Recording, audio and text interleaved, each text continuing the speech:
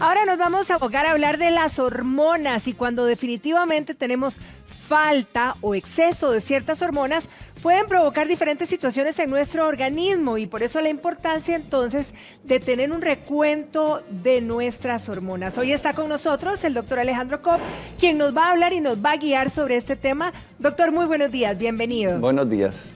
Doctor, el recuento hormonal, ¿en qué consiste y para qué nos ayuda? No, es realmente muy importante. Las hormonas son sustancias que circulan en el organismo y las podemos medir dichosamente para verificar precisamente eso que usted mencionaba, si hay un exceso o hay una deficiencia. Inclusive las hormonas se pueden medir no solo en la sangre, se pueden medir en la orina, se pueden medir en otros fluidos como la saliva inclusive. De ahí que tenemos varias formas de cuantificar si el nivel de hormonas es el adecuado para cada persona. Sin embargo, es importante resaltar que para establecer el diagnóstico de una enfermedad, el nivel de hormonas no es lo único que se necesita, ni en algunos casos lo más importante, sino que debe haber toda una congruencia entre lo que llamamos la clínica, es decir, lo que el paciente refiere, los síntomas y también lo que el médico detecta en el examen físico. O sea que es un conjunto de elementos que se utilizan para llegar a un diagnóstico de alguna enfermedad endocrinológica. Ahora, doctor, digamos que uno oye muchísimo, es que me mandaron el examen de hormonas, me tengo que hacer el conteo de hormonas, entonces uno dice, ¿en qué casos verdaderamente a uno le mandan ese tipo de recuento, de examen? Sí, es correcto. Inclusive es importante resaltar que cuando hablamos genéricamente de hormonas, estamos hablando de una gran cantidad de sustancias porque el sistema endocrinológico tiene muchas glándulas. A veces se relaciona más que todo hormonas con los problemas de la menopausia o los problemas ováricos en la mujer, pero hormonas tenemos de muchas glándulas, entonces hay que especificar qué tipo de hormonas es la que queremos medir. Cuando estamos valorando problemas de tiroides, pues obviamente vamos a medir las hormonas que regulan el eje de la tiroides. Pero si vamos a hablar de problemas de la salud de la mujer, pues sí, hay algunas hormonas que se utilizan para evaluar el funcionamiento principalmente de los ovarios. Bien, doctor, ¿le parece si vamos a repasar algunos de los síntomas de desequilibrio hormonal, verdad? Y que a lo mejor pues también nos pueden indicar y ayudar para resolver cada uno de los problemas. Por ejemplo, vamos a iniciar con los trastornos en los ovarios. ¿Cuándo aparece un desequilibrio hormonal que vaya a influenciar a nuestros ovarios? Sí, los ovarios son órganos muy importantes porque tienen básicamente dos funciones. Tenemos la función de la fertilidad, que es fundamental, y también la función propiamente de la producción de las hormonas. Cuando queremos evaluar algunos de estos dos trastornos, un trastorno en la fertilidad o un trastorno en el funcionamiento de los ovarios, pues vamos a medir no solo las hormonas que se producen directamente en los ovarios, sino también hormonas que regulan el funcionamiento de los ovarios. Y eso nos va a permitir establecer a dónde está ese trastorno, si es específicamente en el ovario o en las otras glándulas que regulan ese funcionamiento. En este caso, por ejemplo, ¿qué examen le mandarían a uno para ese recuento? Bueno, como le decía, es la determinación del nivel de las hormonas. El ovario, la parte fundamental de la hormona que se produce es el estradiol. Entonces podemos medir niveles de estradiol para verificar si hay un normal funcionamiento. Pero hay otras hormonas que se producen en otras glándulas, que es una glándula muy importante como la glándula pituitaria, que se conoce también como hipófisis, que son hormonas que se conocen como FSH o LH, que también su medición nos va a permitir establecer si es el ovario o es la glándula hipófisis la que está teniendo algún problema que se traduce en un mal funcionamiento de los ovarios. Ahora, ¿cuán frecuente, verdad, son los trastornos en los ovarios por un desequilibrio hormonal y cuáles son esos trastornos más frecuentes? Bueno, siempre que hay un problema de fertilidad, hay que valorar si es un problema propiamente hormonal, ¿verdad? Claro que hay otros aspectos que pueden tener que ver con la fertilidad, pero la parte hormonal es fundamental. Lo mismo con los trastornos en el ciclo menstrual. Un ciclo menstrual que sea regular, que sea en una cantidad de días fija, es un signo de que el sistema endocrinológico está funcionando adecuadamente. Pero cuando hay trastornos de ciclos muy largos o ciclos muy cortos, debe investigarse si hay o no algún tipo de trastorno en ese sentido. Ahora, usted mencionó reglas irregulares, que también mucho nos preguntamos si son síntoma, ¿verdad?, de un desequilibrio hormonal. Usted decía reglas, digamos, que duren más días o menos días, pero ¿qué pasa cuando la regla no viene o viene repetitivamente? Sí, eso es uno de los síntomas más frecuentes. Usualmente cuando una regla dura más de 45 días entre un periodo y otro, hay que investigar si hay algún tipo de trastorno, porque no es normal que la regla no venga. Claro. De ahí que definitivamente hay que hacer una investigación y parte de esa investigación es medir los niveles hormonales. Hay otros tipos de estudios que se deben de valorar, pero la medición de las hormonas es una de las cosas que nos va a permitir encontrar una causa. Cuando a uno le dicen vaya y mídase las hormonas, digamos a nivel de en un hemograma o yendo, ¿verdad?, hacerse un examen de sangre, ¿son varias hormonas? ¿Tienen un genérico ahí? ¿O específicamente nos dicen hay que medirse el estradiol, como dijo usted, o hay que medirse tal o tal otra, o la hipófisis, qué sé yo? La recomendación es medir las hormonas que uno sospecha que puede haber alguna alteración. Y para eso la sospecha va a depender de los síntomas que tenga la persona o de los antecedentes. De ahí que medir hormonas de forma global sin tener una guía de qué es lo que queremos medir no es la recomendación. Es decir, la idea es que si hay alguna sospecha, porque la persona tiene algún síntoma específico, porque tiene antecedentes específicos, pues vamos a medir esas hormonas que estamos buscando. Bien, doctor, en el caso, por ejemplo, como vemos aquí, sensibilidad, el dolor de mamas, que uno dice no puedo ni tocarme y ni se diga cuando va a llegar la regla, ¿esto pudiera tener alguna relación con este desequilibrio de hormonas? Es interesante, este síntoma es un síntoma que muchas veces aparece en lo que conocemos como el síndrome premenstrual, que es una condición relativamente frecuente, es mucho más frecuente en mujeres jóvenes, en adolescentes o mujeres jóvenes que tienen no solo este tipo de molestia, de dolor a nivel mamario, sino que puede haber otro tipo de sintomatología, inclusive síntomas emocionales, síntomas también de irritación a nivel de los órganos genitales. Y anteriormente se asociaba que era un trastorno propiamente en los niveles hormonales. Y por eso algunas veces se hacían mediciones para establecer si era más bien un exceso o una deficiencia.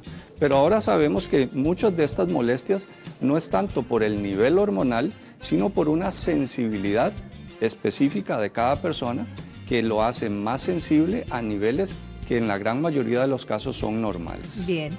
Pasemos de capítulo y vámonos a ese cansancio que a veces padecen muchas mujeres y que incluso les cuesta hasta el sueño, doctor. ¿Esto tiene, digamos, injerencia el desequilibrio hormonal? El cansancio definitivamente es uno de los síntomas más frecuentes y desgraciadamente es un síntoma muy inespecífico porque hay una gran cantidad de padecimientos que pueden dar esto. Pero el cansancio definitivamente es algo que nos debe hacer buscar cuál es su causa. Por eso el interrogatorio del médico para encontrar otros síntomas asociados al cansancio nos puede dirigir hacia dónde está el problema.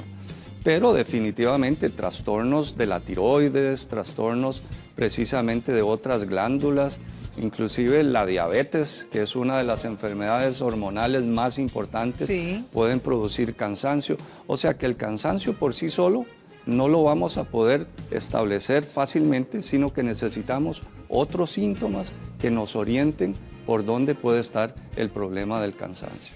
Bien, doctor, aquí vámonos con un tema que es nuestro, porque de repente muchas mujeres dicen, en la noche, aquellos sudores que de repente se me empiezan a venir que nunca había tenido. Y muchas reportan que es un bochorno como que viene de aquí para arriba, ¿verdad? ¿Esto tiene influencia? ¿Las hormonas tienen influencia con esto? ¿Lo provocan? Estos síntomas que se conocen como los síntomas vasomotores, que es precisamente esa sensación de un calor que asciende, que produce sudoración, enrojecimiento y que principalmente se presenta en las noches, es uno de los síntomas más característicos de la deficiencia del estradiol, que es precisamente la parte propiamente de los síntomas propios de la menopausia, ¿verdad? Que son síntomas que son muchas veces muy incómodos y que disminuyen la calidad de vida de las mujeres y que es un síntoma muy específico de ese trastorno y que no solo la medición de las hormonas, sino los trastornos en la regla y los otros síntomas que se asocian a este periodo, pues nos van a permitir establecer si es esta la causa de este problema. Bien, doctor, tenemos nuestra línea abierta en el 88820606 y ya ingresan. Y la primera pregunta es una muchacha de 25 años que dice que se operó hace año y medio para no tener bebés, pero resulta que desde la operación, o sea, hace un año y medio, no tiene la regla. Y que si esto se puede deber a esta cirugía. Es bastante joven. Sí, definitivamente es muy joven y la falta de la regla en una mujer de esta edad es totalmente anormal. Normalmente la cirugía para evitar nuevos embarazos, que se conoce como salpingectomía, no debería por qué alterar el funcionamiento de los ovarios. Sin embargo, desgraciadamente vemos que en algunas ocasiones este tipo de cirugía predispone o favorece a que haya un trastorno ovárico más temprano. No es inmediato y por eso en el caso de esta paciente que nos consulta sería muy raro de que sea esa la causa.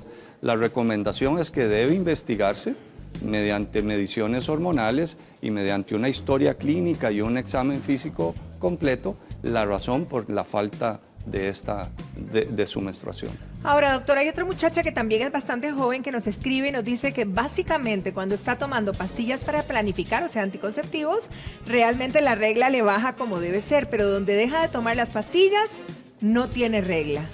Sí, eso es una de las consultas más frecuentes, porque precisamente las pastillas anticonceptivas lo que hacen es dar niveles hormonales que sean similares a los normales y eso permite que se regule la regla. Y por eso tomar pastillas anticonceptivas muchas veces es uno de los tratamientos que se utilizan cuando hay trastornos hormonales. Lo importante en este caso no es solo dar un tratamiento, es establecer cuál es la causa de por qué había un trastorno hormonal que no permitía tener un ritmo regular para poder establecer si ese es el único tratamiento o requiere de algún otro tratamiento adicional. Bien, otra señora nos escribe, en este caso no es tan joven como la primera, pero también se hizo la esterectomía y no ha tenido la regla posterior a esto. Entonces la pregunta que surge es, ¿qué debo hacer? ¿Me debo hacer algún examen? ¿Debo recuperar esa regla? Es decir, ¿qué hago? Sí, si la cirugía fue la histerectomía, es decir, la extracción del útero, definitivamente ahí ya no va a haber regla. Ahí sería lo normal. Sí, exacto, porque estamos quitando el órgano que es donde se produce la menstruación. Si la cirugía es únicamente para evitar los embarazos, o sea, la salpingectomía, si es un trastorno inmediato, definitivamente es poco probable que sea relacionado, pero ante esta situación de falta de menstruación, definitivamente requiere de una evaluación hormonal. Perfecto. Doctora, hay otra señora que nos escribe, ya tiene 60 años y dice que todavía tiene muchos síntomas menopáusicos, que si verdaderamente es normal que a los 60 todavía siga padeciendo de esta sintomatología. Sí, eso es una pregunta también muy frecuente. Obviamente todas las mujeres van a tener respuestas diferentes. Sí, claro, claro. Lo habitual es que los síntomas vasomotores, los síntomas climatéricos de los que hablábamos, en promedio es entre 2 y 5 años la duración de estos síntomas, pero cada vez vemos que hay mujeres que pueden durar 10 o hasta más años de presentar este tipo de síntomas. Entonces, en una mujer de 60 años, que asumimos que su menopausia fue alrededor de los 50, 51, que es lo habitual, todavía podría tener durante 10 o más años síntomas propios de la menopausia. O sea, podríamos a los 60 estar con este tipo de síntomas. Todavía hay un grupo de mujeres que pueden tener ese problema. Ahora, doctora, hablando de los periodos menopáusicos, la resequedad vaginal, ¿esta también es influenciada por el desequilibrio hormonal? Sí, esto es uno de los síntomas que puede ser más molestos, que no solo se presentan durante la relación sexual, sino que pueden ser síntomas espontáneos de picazón, sequedad vaginal y que van a requerir en algunos casos tratamiento porque afectan la calidad de vida de la persona. Y el tratamiento no solo va a ser un tratamiento sistémico que llamamos, que serían o pastillas o cremas a nivel de la piel, sino que puede ser un tratamiento a nivel local, es decir, un tratamiento con hormonas a nivel vaginal que permita recuperar esa lubricación normal que tiene la vagina de la mujer. Bien, doctor, tenemos a otra amiga que nos está escribiendo, tiene 36 años, pero ella reporta que cada vez que le baja la regla, sufre de un cansancio tremendo y que además le baja la presión.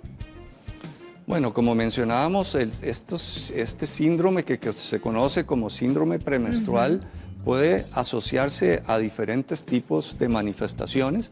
Lo característico es que es precisamente en los días previos a la menstruación y que una vez que baja la menstruación, los síntomas más bien mejoran o desaparecen, ¿verdad? Todo síntoma hay que evaluarlo, hay que investigar, hay que hacer un interrogatorio completo, hay que hacer exámenes para poder establecer si tiene o no relación con los problemas hormonales. Otra de nuestras amigas también es que cuánto se genera alrededor de este periodo natural nuestro de la menstruación, pero dice que previo a la regla le viene un dolor, una migraña tremenda y reporta también que tiene dolor de ovarios y que al final muchas veces no le baja la regla. Todos los síntomas que puede presentar una mujer en este periodo, hay que buscarles esa causa, ¿verdad? Okay. Como les decía, hay una gran cantidad de síntomas que pueden asociarse a este problema que conocemos como el síndrome premenstrual, pero no podemos asegurar que sea el único o la única causa. El dolor definitivamente es un síntoma que amerita una evaluación. Y no solo con exámenes hormonales, exámenes de sangre, sino muchas veces con estudios de imágenes y principalmente el examen físico, que ahí probablemente es el ginecólogo el que va a tener una mayor capacidad de explorar, examinar a esta paciente para poder determinar si esos síntomas son únicamente por esta condición que conocemos como el periodo premenstrual. Correcto. O si hay otra causa que lo justifica. Doctor, quisiéramos que nos recomiende, porque tenemos otra chiquilla de 19 años que nos escribe, que dice que desde marzo, estamos en octubre, desde marzo no le baja la regla. Ella se hizo un examen para ver si estaba embarazada, es negativo totalmente. Entonces, ¿qué consejo? ¿Qué debería de hacer ella ahora? Sí, bueno, yo creo que resaltar eso que se mencionó, de que siempre la principal causa de ausencia de la regla en una mujer joven y que está sexualmente activa es la posibilidad de un embarazo. Claro, claro. Y eso es lo primero que hay que descartar. Una vez que se descarta esa posibilidad, pues sí, definitivamente hay que investigarlo. Hay trastornos hormonales que tienen que ver con la prolactina, que es una causa también muy frecuente, pero definitivamente requiere de exámenes. Decir cuál examen debe hacerse tal vez es un poco arriesgado porque, como le decía, lo importante es tener claridad de cuáles son la totalidad de los síntomas, los hallazgos en el examen físico para ir dirigidamente a buscar si es un problema de la tiroides, si es un problema de los ovarios o si es otro tipo de hormonas o otra causa lo que está provocando la ausencia de esta menstruación. Bien, doctor, lo atacamos de preguntas y le agradecemos por habernos evacuado en todo. Y bueno, las hormonas hay que mantenerlas bien vigiladas entonces, claro. Y sobre todo cuando hablamos de nosotras las mujeres. Sí, yo creo que esto es muy importante. Las hormonas tienen acción sobre muchos órganos en el cuerpo, van a producir síntomas muy diversos y a veces no es posible determinar por un solo síntoma cuál es el problema. Pero esa parte de la interacción con el médico, el interrogatorio, el examen físico es lo que nos va a orientar y vamos a poder ir a buscar exactamente lo que queremos encontrar. Excelente, doctor. Que pase un feliz día. Muchísimas gracias. Muchas gracias. Nosotros continuamos y Verónica está lista ya mismo. Vero.